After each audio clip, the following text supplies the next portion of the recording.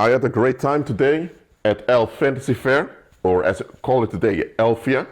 It's a yearly event in Arken, in the Netherlands. Arken is a village at the border with Germany. So Elf Fantasy Fair is where people come together dressed up as fairy tale figures or as mythical figures or figures from cartoons, comic books, anime, and just have a good time together. Well, I had a good time today. It was my first time at Elf Fantasy Fair. It surely will not be my last. I also encountered two people I've known for a long time. I haven't seen them for a while. So that was also led by the Holy Spirit. I also met other people I used to talk to on Instagram, but now I met them in real life. Well, it was a bit crowded, despite the measures by the government. But anyway, I'm well, I'm healed, everything is fine. In this video, I want to emphasize one thing that we often have a lot of difficulty to admit. And I used to have a lot of difficulty with it too. We all do. Now, some people can process this better than others. That's true. However, we all need to process this in a proper way. Because it's something quite disturbing about many people that I'm about to reveal here. Okay, it's not something about all people, it's about many people. Now, I want to go to you, to John chapter 5, verses 1 till, let's see, 15. I know it's a long piece, but you understand why I'm doing this. I'm going to read for the New King James Version. So let's begin. After this, there was a feast of the Judeans, and Jesus went up to Jerusalem. So you know this was a collective celebration of the Judean people. I don't say Jews, because Jews is a term, a political term, that refers to a group of people that's not meant in this scripture, so that's why I use Judean instead of Jews, but just for those that ask. But okay, let's continue. Verse 2. Now there is in Jerusalem by the sheep gate a pool, which is called in Hebrew Bethesda, having 5 porches. In these lay a great multitude of sick people, blind, lame, paralyzed, waiting for the moving of the water. For an angel went down at a certain time into the pool and stirred up the water. Then whoever stepped in first after the stirring of the water was made well of whatever disease he had. Now a certain man was there, with an infirmity 38 years. When Jesus saw him lying there and knew that he already had been in that condition a long time, he said to him, "Do you want to be made well?" Now, let's stop over here. Now, you already read it with me because I read it for you. So there was this angelic being that had a healing effect on a pool. Now, I'm not sure whether it was a holy angelic being or it was a demonic spirit that did this as compensation for the public. Or sometimes demons do good things also, just keep the people in the dark. But anyway, there was a provision there. In this context, I don't think there was a demonic spirit. In this case, there was a provision. And this provision brought health, physical health. It's not talk about mental health, it's talk about physical health. So anyone who had physical issues could go to this pool, just wait for the angelic being to stir the water. Once the water is stirred, just jump in the pool and you're healed. Now, this means that anyone there in Jerusalem, or better said, anyone there in Judea could be healed of any physical infirmity. Now, there were people that lived far away. If you're a blind man and you live kilometers away, there's not going to be an option for you. I understand it. Or if you can't walk and you live at the border with Egypt, now that is a bit far away.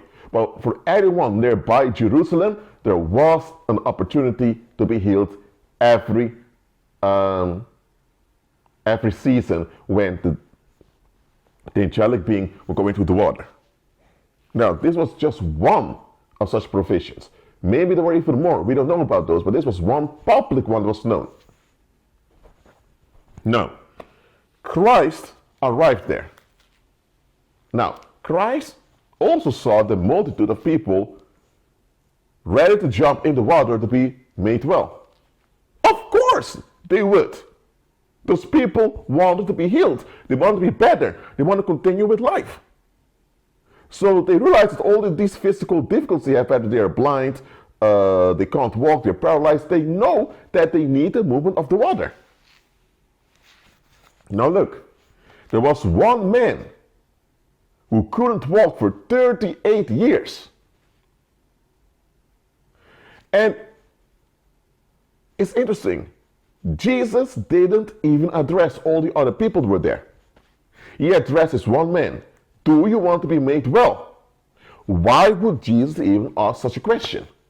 The man is near the pool, right? If he's near the pool, and the pool has a healing effect, and you have a multitude of people with physical infirmities being there to be made whole, of course the man wants to be made whole. But here's the thing. That provision of that pool has been there for a while. We don't know how long it has been there. We don't get that information in Scripture. However, the provision has been there, and many people got benefits from it. How can this man, for 38 years, that's almost 4 decades, how can he for almost 4 decades have this physical infirmity, and he's near, literally near this pool of healing, and he's still in that condition? That doesn't add up. So let's continue reading here. Verse 7, the sick man answered him, Sir, I have no man to put me into the pool when the water is stirred up, but while I am coming, another steps down before me. Now, what did Jesus do? Jesus said to him, Rise, take up your bed and walk. Christ decreed, commanded healing, and immediately the man was made well, took up his bed and walked. And that day was a Sabbath. The Judeans therefore said to him, who was cured, It is a Sabbath. It is not law for you to carry your bed. Verse 11, he answered them, He who made me well said to me, Take up your bed and walk. Then he asked them, Who is the man who said to you, Take up your bed and walk? But the one who was healed did not know who it was, for Jesus had withdrawn, a multitude being in that place. Afterwards, Jesus found him in the temple and said to him, See that you have been made well. Sin no more, lest a worse thing come upon you. And the man departed and told the Judeans that it was Jesus who made him well. Now, check this out. We don't know what happened that caused this infirmity on this man. He wasn't born this way. Because Jesus made plain, it was because of sin. It was because of a wrong attitude in his life that this happened to him. Now, we don't know whether he was a criminal that tried to break into a house and he fell, broke his back. We don't know whether he was in a fight. We don't know whether he was a bully fighting people and one day people overtook him in a fight. Or we don't know whether he owed people money and he didn't want to pay back and people beat him up because of that and he got paralyzed. We don't know what happened. We don't know if he was victimized because he stayed in a bad situation for too long. Because sometimes people end up victimized because they stay too long in a bad situation. We don't know whether he was the perpetrator and it's backfired. We don't know. Or we don't know what was going on.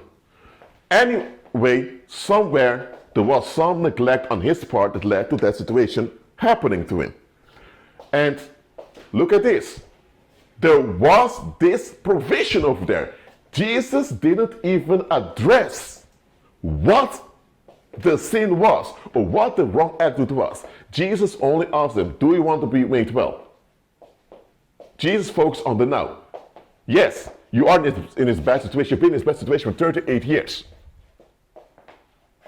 So this man was a grown man. I don't know how old this man, I don't know how many years this man had. Whether he was in his 50s or 60s, I don't know. But he was a grown man with total neglect on his part. He ended up in a bad situation that caused him not to be able to walk. So Christ asked him, do you want to be made well? The first thing that comes out of his mouth is an excuse. How can you be for years near a well? A pool that brings healing and you're still in that condition? Look, if you figured out that there is a rhythm in which the angelic being comes in and out of the water, then study when and how the rhythm works and make sure you're always near the pool so that when the movement comes, you're the first one to go into. That is what he should have done. And it could have been healed within just a few weeks. So the excuse he had that nobody was able to help him, and that when he was there, someone else took opportunity from him. This was a victim mentality. He was actually saying, Lord, I'm in this condition because people are not willing to help me. I'm in this condition because whenever I'm there, someone takes opportunity away from me. So this man had a victim mentality, and this man was more focused on him being victimized and neglected by other people than about the opportunity of being made well. Now, I'm not saying that the man was lying. It can be indeed that nobody was willing to help him out. But if that's the case, why wouldn't anyone be willing to help you out? Okay? Who were you that people, why is your reputation so bad? Nobody's willing to help you out. And he says, when I'm there to jump in, others are before me. So people don't consider him. Okay, that can all be true. But for 38 years, and you're still upset that people are not treating you well? Look, if people don't treat you well, they are bad news. So let the bad news disappear. Why are you so upset and hurt because people don't treat you well? But anyway, so what you see here is that this man, his root problem was not the physical infirmity he had. The root problem of this man was his own defeatist way of thinking. This man, at some point in time, he got disappointed in other people. And this disappointment led to resentment. And it's this resentment, one way or the other, caused some bad situation to happen to him that caused him to be paralyzed. Or as they say, to not be able to walk. So, even after he had this accident or whatever happened to him, he still had that victim mentality. Now, I'm not saying he was never victimized. I'm not denying that. But he had opportunities to go beyond what was done to him. Even if people did you dirty, or even if you missed out in the past, you have the opportunity today to go beyond what happened to you or what you failed to do. If you failed in the past, you can go beyond your failure today. If other people did you dirty, those people are not around anymore, you can go beyond those people. Now, what did Christ do? Christ did not discuss, and Christ commanded healing. And Christ gave him orders, stand up and walk. And here's the thing, the man did want to get well somewhere, but he was sabotaging himself. And Christ shut down the self-sabotage. Christ just said, stand up and walk. And when the man listened, he got well. So, It wasn't the body that was the problem. It was his mindset. And look at this. When this man stood up and walked, it was the Shabbat. And on the Shabbat, you're not allowed to perform labor. So the religious leaders were thinking, why are you walking around like that, performing labor? And he told them that the one that made him well told him to do this. And the people knew this man used to be this guy at the pool, not being able to walk for 38 years. So the people knew that some miracle happened, because this man was able to walk now. So, and he told them, the one that made me well told me to do this. Because it was a miracle, people couldn't bother him with it, because it was a miracle. And later, Christ confronted them and said, look, you've been made well now. Don't sin anymore so that nothing worse happens to you. So Christ addressed his negative attitude. That was the sin. The sin was his negative attitude. So Christ told them, give up the negative thinking. Because that negative thinking kept you there for 38 years. For 38 years, there was an opportunity for healing right over there, but because he was so into negativity, he could not benefit from it. Now listen to what I'm saying here. There are people around you just like this man. They are sabotaging themselves.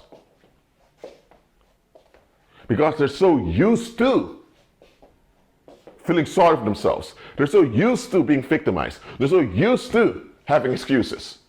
They're so used to being sick. They're used to people doing them dirty. So their mindset is focused on the problem. So they have a problematic thinking. And I'm telling you one thing, people with a problematic thinking, that problematic thinking itself sabotages them. And here's the thing, you can pray for such people, you can minister unto them, you can show love to them, you can coach them, do all of that, but at the end of the day, they will still crash. And then you think, what did I do wrong? Why didn't it work? It's not you, it's them. They are invested in negativity. That's why when Jesus encouraged this man, he just asked him directly, do you want to be made well? He came with an excuse, and Christ commanded him. So Christ didn't even address his excuse. Christ didn't even address the excuse. Christ enforced the healing, and he was made well. Now look, in this case, the man somewhere was willing to comply. That's why he got up. This man knew it was a Sabbath, and he knew that if he would listen to what Jesus said, he would be in trouble. But this man, somewhere, he wanted to comply. But let me tell you, there are people out there who are worse off than this man over here. And it's part of Scripture. There are people out there that don't even want to comply. They pretend like they want healing. They pretend like they want things to be better. They may go to therapy. They may make some changes in their lifestyle. So you think, whoa, they're active, they're working on stuff. It's all a show. They just want to get the sympathy from other people, seeing them doing the work. But the work they're doing is not the work for healing. The work they're doing is the work to get sympathy. Such people go from one addiction to the other. Or they go from one problematic relationship to another problematic relationship. They go from one chaos to another chaos. They go from one misery to another misery. Look, some people don't want to be whole. Some people don't want to be healed. Some people don't want to be made well. Now this man over here, he had a problematic thinking that kept him behind, that held him back. And Christ told them to give up that problematic attitude. That's what the sin Christ is referring on to. Now, some people have a problematic attitude, but still somewhere they will comply when you force them to. Such people, when you miss on them, you have to be direct and firm, just like Christ was. I need to emphasize they need to repent. But then there are also people that don't even want to comply because they already made up their mind. that they just want to flee, that they don't want to face anything. For example, you may have a guy in a wheelchair. Now he's upset being in a wheelchair. But here's the thing. If he would ever get healed from being in that wheelchair, he would have to go to work again. He would have to get a job. So no more disability welfare.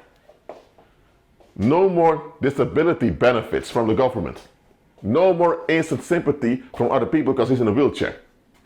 He got used to the sympathy of being this guy in a wheelchair. He got used to not having to work or not having to make effort and just getting free money from the government. It's not that much, but he can live. Now, his situation is not an ideal situation, absolutely not. But realistically, he knows very well also that many of the people around him are only friendly with him because he's worse off than them.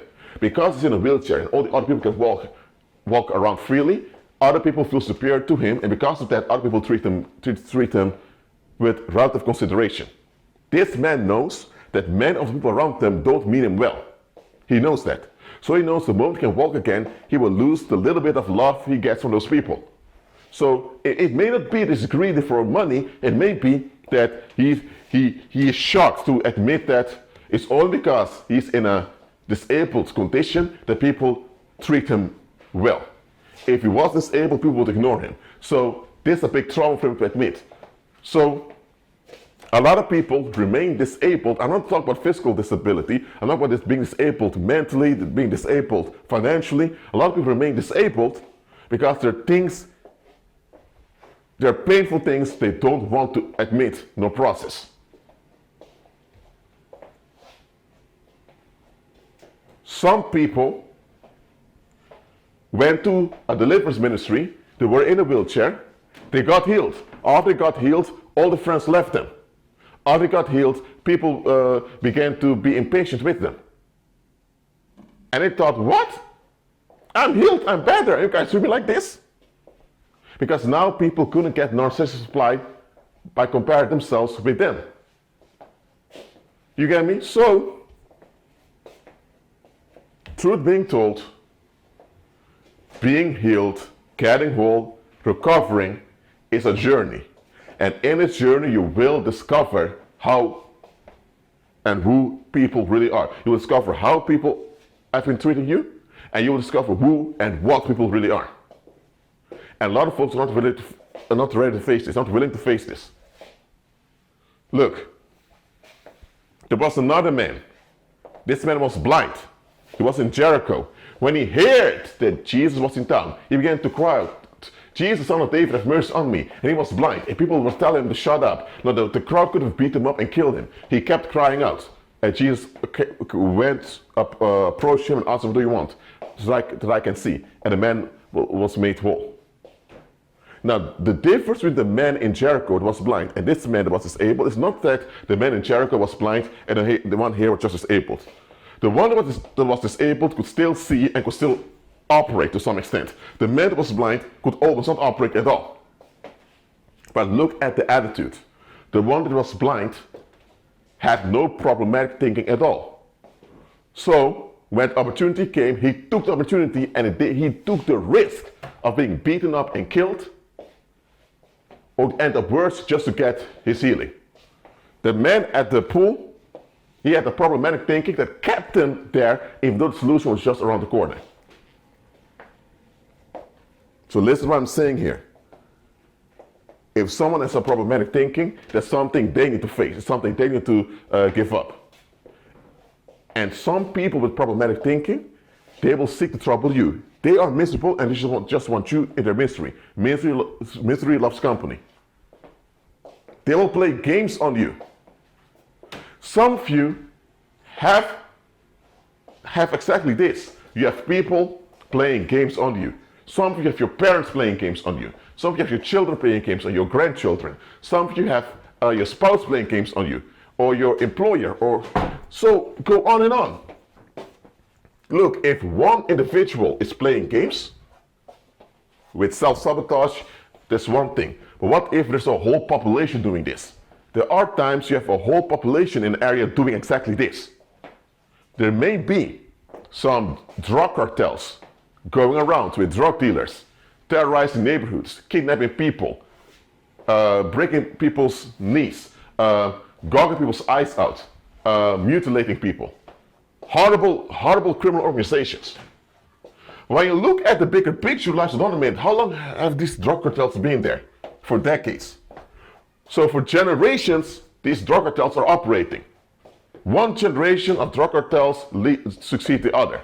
How come there's still drug cartels around? It is because the population is not facing what feeds the drug cartels, namely the emotional neglect of the community. Due to the emotional neglect of the community, that's why you have drug addicts. And the drug cartels, they gain power in the community by taking advantage of the neglect of the community. So what needs to happen is, it needs to be dealt with at the root. Families should face their issues, work things out, and young people should use their sexuality in a constructive way to establish safe communities. Then there will not be any drug addicts, and there can't be any drug cartels or any drug violence in the streets. That situation with drug cartels can be shut down anytime. But here's the thing, the people don't want to face themselves. So they are in on the drug violence that goes on in the community. They say they want the police to deal with those drug dealers and drug cartels. They complain about it, how the drug cartels are ruining the country, but when it comes down to it, they are the ones that keep it going. The whole public is playing games on one another. So if you are the police officer or the young politician being naive, thinking, I'm going to make a policy to bring solutions, the people will turn on you because they're not into solutions. Listen, saints, don't waste your efforts on people that are playing games. Because life is not a game. Life is something to live and to enjoy. Don't waste effort on people playing games. I repeat, sometimes the public is playing games. And listen to what I'm saying here. Not every time when the recovery is delayed, it is because of excuses. If someone is in a financial difficult situation and they've been there for years, it can be that they simply don't have the financial knowledge. Maybe they attempt to get financial knowledge, but they were scammed by people. Or it can be that they're being sabotaged by the community. Yes, the individual wants to get out of their financial situation, but the community sabotages them. So not everyone who has lingering issues has lingering issues because of excuses, because of self-sabotage. Sometimes you are being sabotaged by the community. Sometimes you have friends and family claiming they're helping you, but not really helping you out. They're actually keeping you in a loop just to get narcissistic supply out of you. And sometimes it's not people intentionally are keeping you back, but because they as a public are sabotaging themselves collectively, you being around them, that will have a negative effect on you too. So before you become depressed, suicidal, or self-hating, blaming yourself for everything that went bad in your life, check first whether or not you're dealing with a self-sabotaging crowd. If you're dealing with a self-sabotaging crowd, do the following. Move away from the crowd. Move away from the self-sabotaging crowd. Once you move away from the self-sabotaging crowd, you will realize that things will improve in your life. You will realize that you have more peace, you have more ease. And now you realize that those people were bad for you all along. Again, even when people are not intentionally setting you up, if they collectively are just avoiding life and never face things, they are collectively sabotaging themselves. And you being around people who collectively sabotage themselves means that their collective self-sabotage will eventually harm you too, whether you're aware of it or not. So, saints, don't let the world sabotage you with their own sabotage. Let me give another example. Fatherless homes. Men having sex, and when a woman becomes pregnant, they just leave. They want to deal with responsibility. There are communities, when this happens and people find out, you have to pay child support.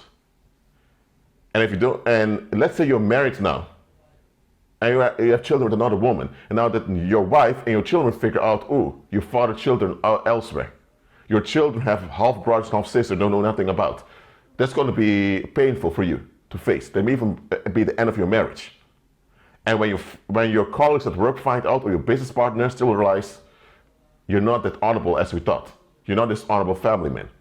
So if there are repercussions in a community for men that abandon fatherhood, the men will be more willing to comply with being good fathers. And they'll be more willing to watch out who they have sex with. Why? Because they know, if the sex happens and she's pregnant, I have to deal with it. By putting repercussions, you not only demotivate negative behavior, but you also keep the public in check. But what if there's a community where this happens over and over again? Men just have sex, dump their seed into a woman's womb, and then when she's pregnant and the baby's born, they don't want to hear anything. The children grow up, they look up who's my dad, and the dad has no interest. What does this do to a community? It's not a good thing for a community for these things to happen over and over again. So if a community doesn't take actions, and they don't take action against those men doing these things, and they don't put repercussions on the public that enable these things, if they don't do that, that means they're in on it. So let's say now there's a man who had children with a woman and he just left. And now the mother got with a new boyfriend, and the new boyfriend ended up molesting those children. Now, it's the new boyfriend that molested the children. But this new boyfriend wouldn't even have come into the picture if the original biological father was still there. And if the biological father wanted to leave and the community was honest behind, he would have stayed. Because he would have realized, if I'm on a blacklist, I won't be able to get a job.